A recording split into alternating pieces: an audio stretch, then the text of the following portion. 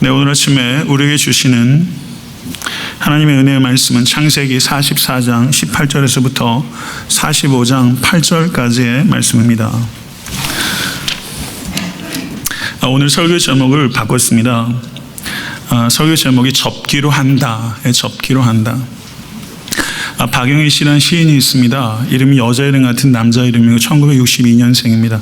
7년 동안 옥고를 마치고 1991년 제 기억으로는 나와서 내놓은 시가 시집이 있는데 그 시집의 앞부분에 나오는 시가 접기로 한다. 접기로 한다 라는 제목이에요.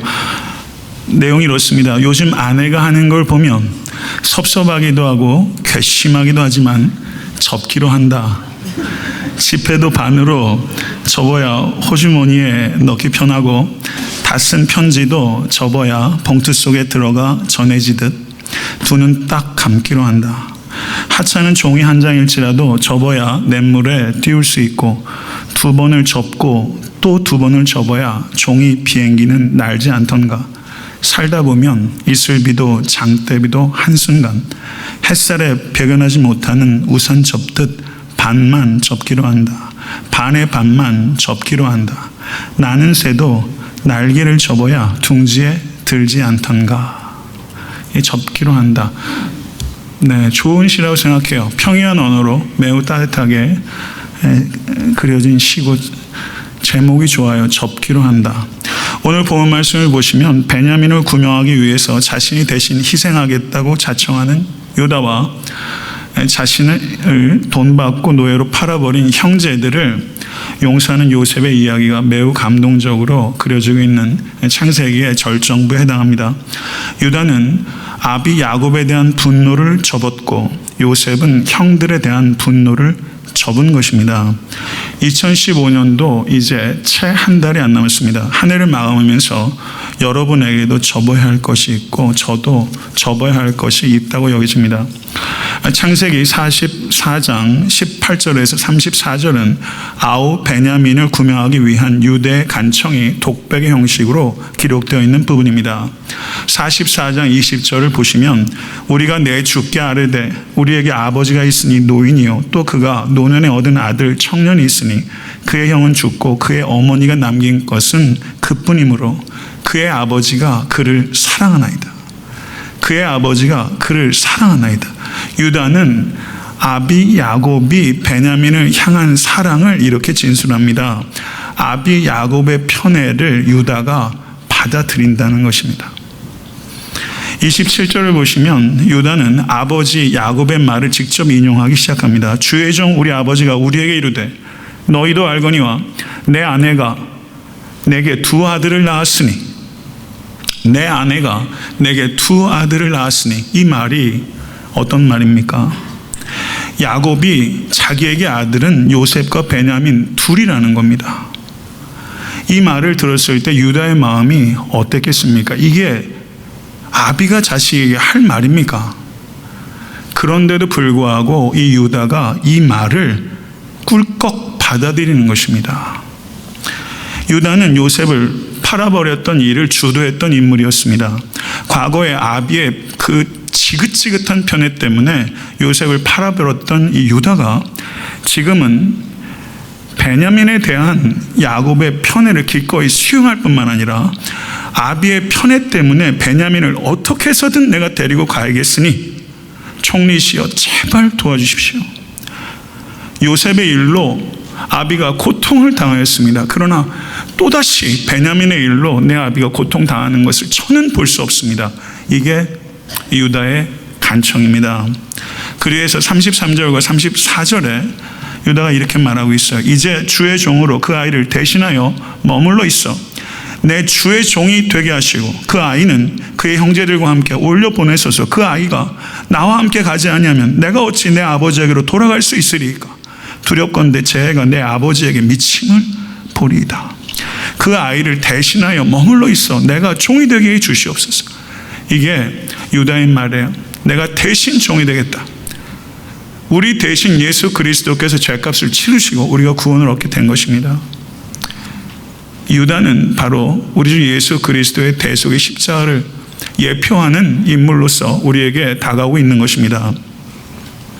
아비로부터 더 사랑받는 베냐민을 위해서 아비가 덜 사랑하는 내가 희생하겠으니, 그렇게 말하고 있는 것입니다. 유다는 아비의 편애 때문에 내가 희생해야겠습니다 라고 말하고 있는 것입니다. 이해하십니까? 아비의 편애 때문에 내가 희생하겠습니다. 어떻게 사람이 이렇게 변할 수 있죠? 무엇이 유다를 이렇게 바꾼 것입니까? 야곱이 변했습니까? 야곱의 편애는 요셉에게 가다가 베냐민에게로 옮겨갔을 뿐이에요. 야곱은 전혀 변하지 않았어요. 유다는 어떻게 변하게 된 것입니까? 그 힌트가 창세기 38장에 있습니다. 창세기 38장 전체는 유다와 그의 며느리 다말 간에 있었던 일을 기록하고 있습니다.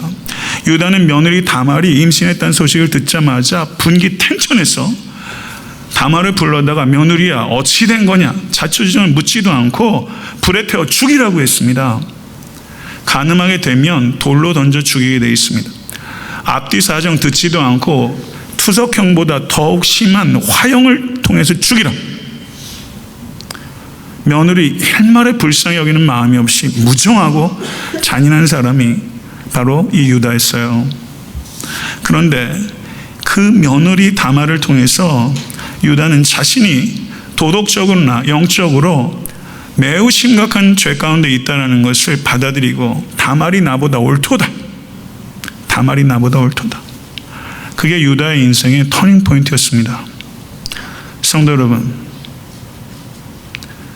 우리의 인생의 진정한 터닝 포인트는 내가 죄인이라는 것을 깨닫는 순간입니다. 여러분 인생의 진정한 터닝 포인트는 여러분들이 한국에서 미국으로 이민 온 시간이 아니에요. 여러분들이 새로운 사업을 하는 것이 터닝 포인트가 아니에요.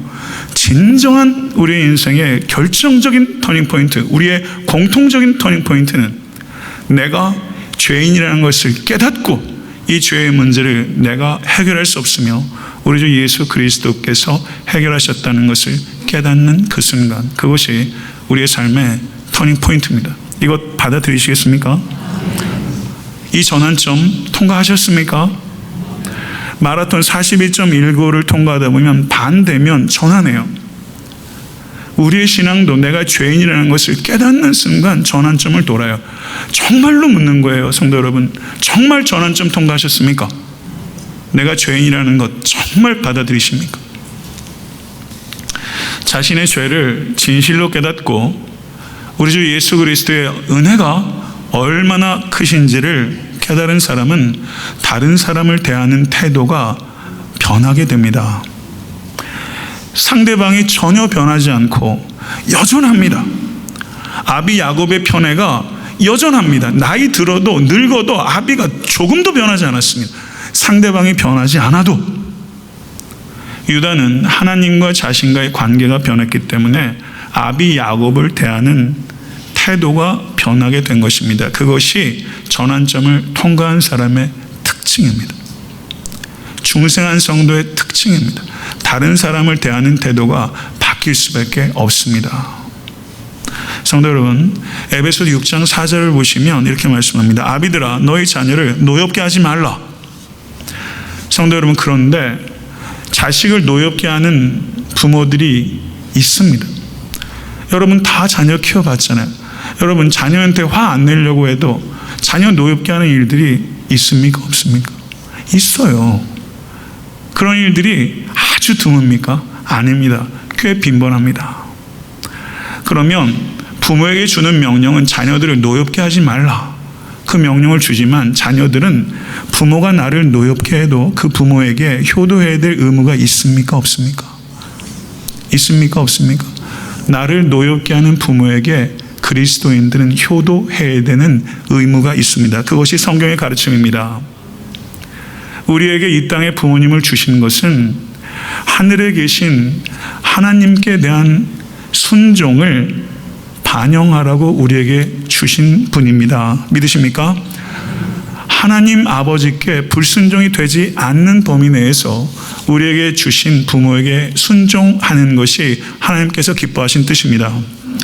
과거의 유다는 야곱의 편애로 인해서 노여워했고 아버지의 편애 때문에 아버지께 불효해도 된다고 생각했습니다. 그러나 자기의 죄가 얼마나 심각한지를 깨닫는 삶의 전환점을 통과한 유다는 아버지의 편애 때문에 아버지를 증오하는 것이 아니라 나이가 들어도 편애하는 아버지를 불쌍히 여기고, 그리고 아버지의 편애가 아버지께 불효해도 되는 이유가 안 된다는 것을 이 유다는 깨달은 거예요.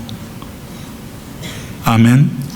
성도 여러분, 유다는 하나님께 대한 사랑을 편애하는 아버지에 대한 효도로 표현한 것입니다. 할렐루야. 이게 신앙입니다. 이게 신앙입니다. 유다의 이와 같은 말에 요셉은 감격했습니다. 자기 자신을 더 감출 수도 없고 감출 필요도 없어진 것입니다. 나는 요셉이라. 내 아버지께서 아직 살아계시나이까. 그러자 그의 형들이 놀라서 대답하지 못했습니다. 내게로 가까이 오소서. 그들이 가까이 가니 이르되 나는 당신들의 아우 요셉이니 당신들이 애굽의 판자라. 당신들이 나를 이곳에 팔았다고 해서 근심하지 마소서. 한탄하지 마소서. 요셉의 말이에요. 상처받은 요셉. 이런 상처는 받기 어려운 상처예요. 동기간에 돈 받고 팔아버리는 상처, 그 상처 받으셨어요. 상처받은 사람이 상처를 준 형들을 가까이 오라. 위로하고 근심하지 마소서. 한탄하지 마소서. 성도 여러분, 이게 요셉이 믿었던 신앙의 능력이고 우리의 신앙의 능력이 되어야 되는 것입니다. 이게 신앙의 역설입니다. 이러한 믿음 가지실 수 있게 간절히 축원합니다.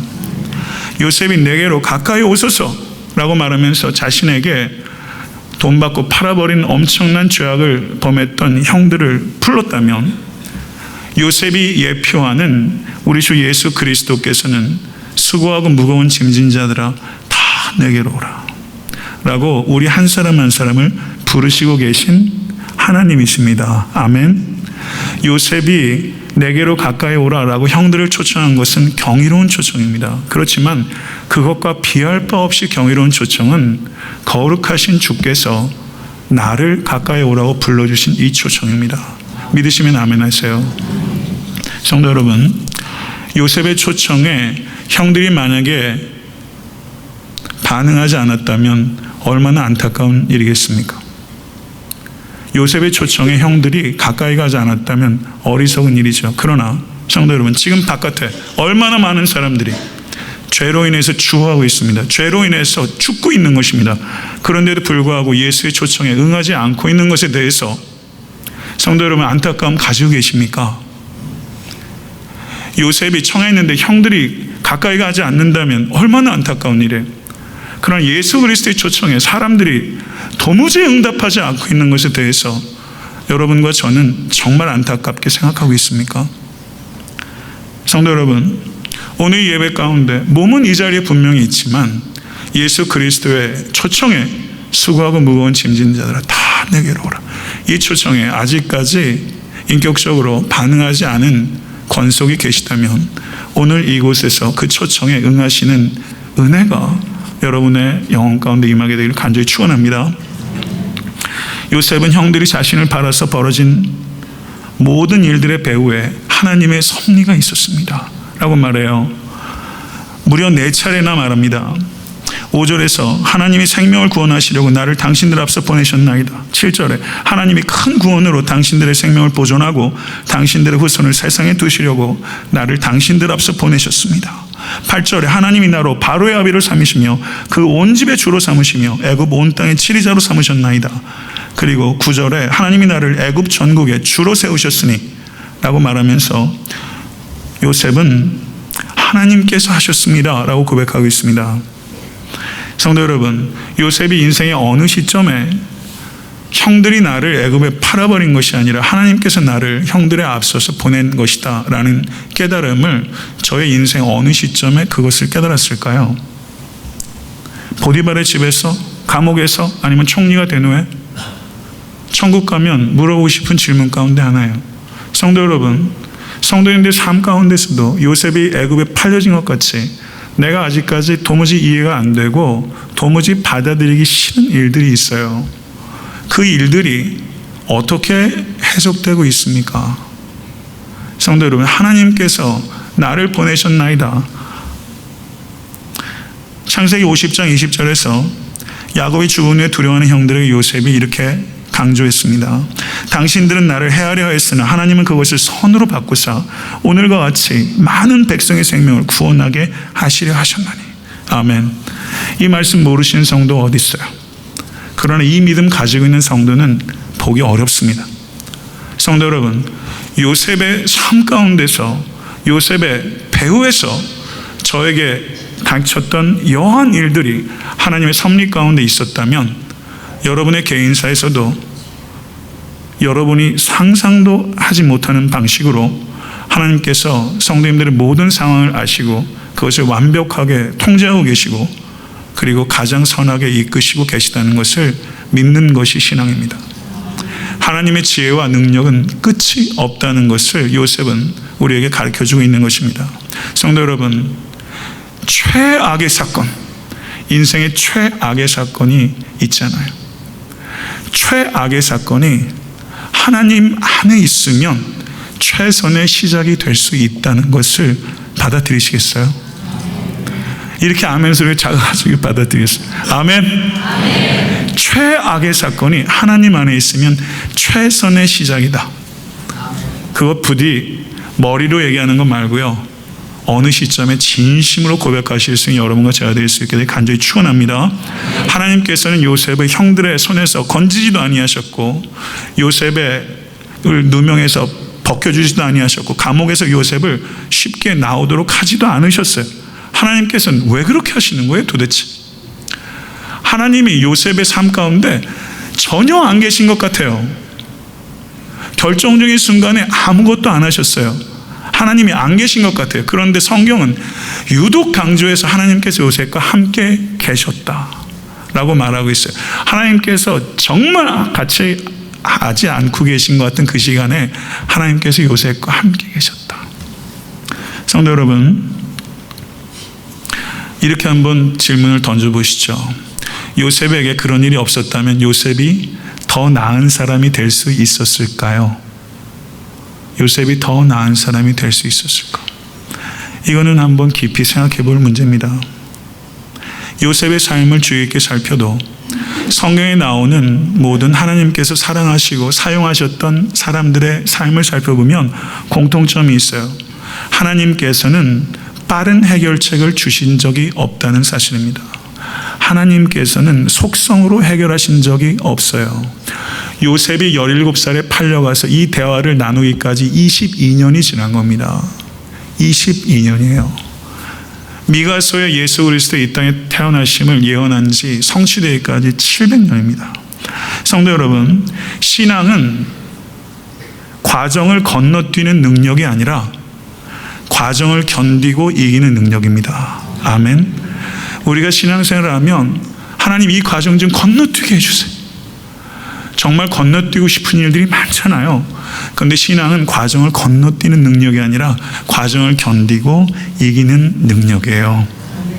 요셉은 이 과정을 통해서 기가 막힌 하나님을 만났고 자기가 누군지를 알게 됐고 그리고 자기의 삶을 해석할 수 있는 눈을 가졌고 그리고 성도 여러분, 그 온 열국에 벌어지는 일들, 역사를 바라보는 안목을 갖게 된 거예요. 유다는 다말을 통해서 자신이 얼마나 죄인인지를 깨달았고 자신이 죄인인 것을 깨달을 때 타인에 대한 분노를 접을 수 있습니다. 유다가 자신의 죄를 깨달았을 때 아비 야곱에 대한 분노를 종이 접듯이 접었고 요셉도 이러한 과정을 통해서 자신을 팔아버린 형들에 대한 분노를 접을 수 있었습니다. 분노를 접은 데서 그친 것이 아니라 더 나아갔어요.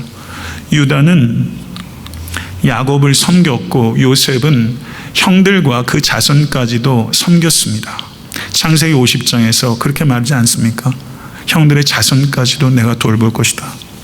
성도 여러분, 출애굽기 23장 4절에서 5절 말씀을 보시면 내가 만일 내 원수의 길 잃은 소나 나귀를 보거든 반드시 그 사람에게로 돌릴지며 내가 만일 너를 미워하는 자의 나귀가 짐을 싣고 엎드려짐을 보거든 그것을 버려두지 말고 그것을 도와 그 짐을 부릴지니라. 하나님의 말씀이에요. 출애굽기에 나오는 말씀이에요. 이 얼마나 고상한 윤리입니까? 여기에서 말하는 출애굽기 23장에서 말하는 이 원수는 문맥적으로 볼 때 재판장에서 서로 부딪히고 있는 원수 사이를 말하는 거예요. 그런데 하나님께서는 원수의 짐승이 길을 잃었을 때, 원수의 중요한 재산이 잃어버릴 수 있는 위기 가운데 있을 때 그것을 되돌려 주라고 말씀하고 있는 것입니다. 이것은 원수가 곤란을 당했을 때 고소해하지 말고 조화라 하지 말고 원수를 보복하지 않고 원수에게 선대하며 선행을 베풀라는 말씀입니다. 성도 여러분, 원수의 곤란을 도와줌으로 인해서 원수와 화평케 될 수 있는 기회를 만들라라는 것이 출애굽기 23장의 말씀입니다.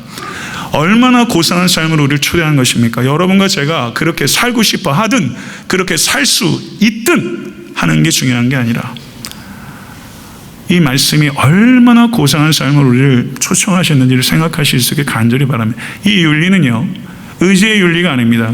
이 세상에 어떤 도덕군자를 데려다 놔도 이런 윤리 자기 힘으로 할 수 있는 사람 없습니다. 한 번 흉내 낼 수 있을지 몰라요. 그러나 이런 삶을 지속적으로 살아내는 것 자기 의지로 안 돼요. 은혜의 윤리입니다. 은혜 안에 잡혀야 이런 삶을 추구할 수 있게 됐고 이러한 삶의 열매들이 나타나게 되는 것입니다. 사도 바울께서 로마서 12장에 원수에게 짐승을 되돌리는 것과 같은 행동이 뭐라고 그랬냐면 원수의 머리에 숯을 올리는 것 같다. 숯이 머릿속에 올려지는 것은 상징이죠. 얼마나 뜨거워지겠어요. 원수를 선대하게 되면 원수의 양심에 불이 얹어지는 것 같이 화들짝 놀라게 되고 원수가 자신을 되돌아보고 부끄럽게 여길 수 있게 되고 그리고 죄를 회개할 수 있는 기회를 얻을 수 있다는 뜻입니다. 원수를 용서하고 선대한다고 원수가 변한다는 얘기를 하는 게 아니에요. 원수가 변하는 것은 우리의 책임이 아닙니다. 원수를 사랑하고 원수를 위해서 기도하고 원수를 선대하는 것이 우리에게 주어진 의무입니다. 아멘. 이거 알게 되셨으니 어떻게 사실 거예요? 모르고 있으면 속편한데 말이죠. 성도 여러분, 말씀을 맺겠습니다. 유다의 상처는 깊은 상처예요. 유다의 상처를 누가 싸매줬어요? 야곱이 싸매줬어요? 아니잖아요. 하나님이 싸매줬어요. 요셉의 상처를 형들이 개과천선해서 형들이 싸매줬습니까? 아니에요. 저가 종살이 할 때 감옥에 있을 때 하나님이 싸매주신 거예요. 성도 여러분, 제가 목회를 하다 보면 성도님들이 제게 오셔서 하시는 말씀이 있어요. 목사님, 제가 누구를 상처 줬어요 하는 사람이 1년에 한두 명 있을까 말까요? 상처 줬어요 하는 사람은 없어요. 무슨 얘기 하려는지 아시죠? 상처 받았다는 얘기만 들어요. 제가 상처 줬어요가 더 아픈 거 아닙니까? 목사님, 제가 상처 줬어요. 내 자식에게 상처 줬어요. 의도하지 않았는데 내 약함 때문에 자식에게 상처 줬어요. 성도에게 상처 줬어요. 상처 줬다는 것에 대해서 더 많이 얘기할 수 있어야 되는 거 아닙니까? 그런데 상처 받았대요. 상처 받는 일들이 왜 없어요? 그런데 상처를 싸매주는 것은 나에게 상처 준 사람이 싸매주는 게 아니라 그리스도의 십자가의 상처가 내 상처를 싸매주는 거예요. 내 상처를 치유하는 근원은 예수 그리스도의 상처입니다. 그러면 된 거 아닙니까? 성도 여러분, 십자가는 나의 분노하는 비교조차 할 수 없는 하나님의 진노가 내 행위 때문이 아니라 예수 그리스도의 한 행위, 십자가에서 죽으신 그 행위로 말미암아 우리가 값없이 구원받았다는 것을 말씀해 주는 장소입니다. 나의 분노하는 비교조차 할 수 없는 하나님의 진노로부터 예수 그리스도께서 은혜로 여러분과 저를 구원해 주셨어요. 이걸 믿는 게 신앙입니다. 이걸 안 믿으면 그리스도인이 아닙니다. 십자가의 은혜 안에 들어갈 때만 원수가 나에게 행한 행동에 대해서 분노를 사귈 수 있고 그 원수의 악한 행동 이면에 악한 사탄을 생각할 수 있게 되는 것이고, 그리고 악한 사탄의 종로로 타는 원수를 불쌍히 여기는 마음을 갖게 되고, 그래서 그를 용서할 수 있게 되고 그를 위해서 기도할 수 있게 되고 그를 위해서 선대할 수 있는 데까지 나아가는 것입니다. 성도 여러분, 그리스도의 은혜는 지극히 큽니다. 그리스도의 은혜 안에 진심으로 들어가면 다른 사람들이 나를 때린 악한 행동에 집중하는 것이 아니라 다른 사람이 나에게 향한 악한 행동에 대한 나의 반응에 집중하게 됩니다. 이게 신앙이에요. 이게 신앙이에요. 다른 사람이 나를 어떻게 대하나 저는 안 그러고 살겠어요. 다른 사람이 나에게 어떻게 대하나 거기에 그냥 집중한다고요. 그런데 정말 그리스도의 은혜 가운데 들어가면 어느 한순간에 다른 사람이 나에게 어떻게 했느냐가 중요한 게 아니라 그것에 내가 어떻게 반응하고 있느냐가 보이기 시작하고 거기에 더 집중하게 되는 거예요. 그게 신앙이에요. 그게 진정한 신앙이에요. 성도 여러분, 그리스도인들과 비그리스도인들, 아까 말씀드렸던 인생의 터닝 포인트를 통과하는 사람의 결정적인 차이는 악을 대하는 태도의 변화입니다. 악을 대하는 태도의 변화 여러분이 있으십니까? 나에게 원수에 대한 태도의 변화가 그리스도인들에게는 있어요. 그게 증거예요. 원수들이 만약에 성도님들이 아무리 화평고자 해도 한사코 화평을 거부하는 사람이 있어요. 그러면 어떻게 못하는 거예요. 또 하나, 성도님들께 조건을 달아요. 도덕적으로 타협하자고 그래요. 신앙적으로 타협하자고 그래요. 그러면 화평할 수 없어요. 그런 경우가 아니라면 그리스도인들은 화평케 하는 자로 부르심을 받은 것입니다. 믿으시면 아멘 하세요. 우리는 피스 러버가 아니라 우리는 피스 메이커로 불림을 받은 사람입니다. 그런데 올 한해 살면서도 우리가 얼마나 트러블 메이커가 될 때가 많이 있었는지 몰라요. 참 우리 약해요. 가정에서도 교회에서 나 때문에 트러블이 일어나요. 그걸 원치 않는데도 일어나요. 성도 여러분, 우리는 피스메이커로 불림받은 사람인 것을 기억하십시오. 도덕적인 그리고 신앙적인 타협이 아니라면 화평케 하는 일에 내가 부르심을 받았다는 것을, 그게 내 정체성이에요. 그 일을 위해서 기도하시면 하나님께 지혜를 주시고 그 일을 위해서 기도하면 희생할 수 있게 됩니다. 지혜와 희생이 없이 평화는 절대 만들어지지 않아요. 성도 여러분, 그런데 우리가 많은 경우에 내 얄팍한 자존심, 내 작은 이익 때문에 화평을 못 만드는 거예요. 성도 여러분, 그렇지 않습니까? 멀리 있는 사람과 원수되는 일들은 거의 없어요. 가까이 있는 사람과 원수가 돼요. 가족 중에, 가까운 친척 중에, 모원 식구들 가운데. 제가 글을 읽었는데 윤세영 씨라는 수필가가 있어요. 그분이 쓴 수필 가운데 이런 얘기가 있어요. 딸이 직장 생활을 하는데 이 엄마에게 와서 그러는 거예요. 엄마, 진짜 회사 못 다니겠어. 우리 과장, 진상이야. 정말 괴롭다는 거예요. 예, 그래서 어머니가 뭐라고 하겠어요. 그런 날, 다음날 회사에 갔다 오더니 딸이 얼굴이 환해져가지고 온 거예요. 그래서 부서가 바뀌었대요. 그래서 그 과정을 벗어날 수 있었다는 것이죠. 그래서 새로운 부서에서 의욕적으로 일할 것 같이 얘기를 했어요. 그런데 회사 갔다 오더니 또 그러는 거예요. 그 과장 같은 사람이, 똑같은 사람이 거기 있대요. 성도 여러분, 교회를 옮겨도, 목장을 바꿔도, 부서를 바꿔도 과장이 꼭 있어요. 예, 어디 가나 내게 좋은 사람, 어디 가나 내게 싫은 사람 다 있어요. 그거 피해 다니는 게 신앙이 아니라는 걸 말씀을 드리는 거예요. 수필가도 그걸 받아들이는 거예요. 수필가도. 그 사람이 뭐라고 하는지 아세요? 크리스마스 어간에 쓴 수필이에요. 나는 교회를 다니지 않는다고 밝히더라고요. 그런데도 어디 가나 과장 같은 사람이 있다는 것을 받아들이라고 따라 얘기하는 거예요.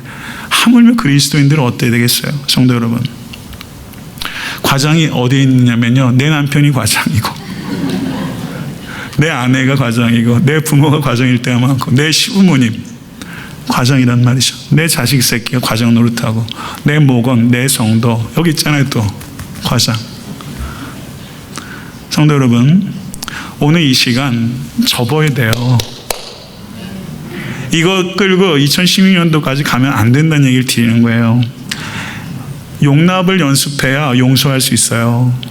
용납도 안 하려고 하면서 용서요? 꿈 깨세요. 안 되는 거예요. 사과하지도 않으면서 용서해달라고 천만에요. 사과하셔야 됩니다. 용서할 수 있게 해달라고 기도하세요. 오늘 그 시간. 여러분 올 한 해 지내면서 미움이 쌓인 사람 왜 없겠어요? 그 사람 오늘 이 아침에 접겠다고 생각을 하세요. 선대하겠다고 결단하시지 않겠습니까? 말씀을 맺겠습니다. 배도 접어야 뜨고 종이 비행기도 접고 또 접어야 공중에 날릴 수 있어요. 새들도 날개를 접어야 둥지 안에 쉴 수 있어요. 접지 않으면 못 쉽니다. 누군가에 대한 미움 접지 않으면 평안이 없어요.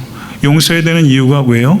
원수를 위해서 아니에요. 누군가를 미워하는 나를 불쌍히 여기셔서 나 살라고 용서하라는 거예요. 그게 주님의 뜻이에요.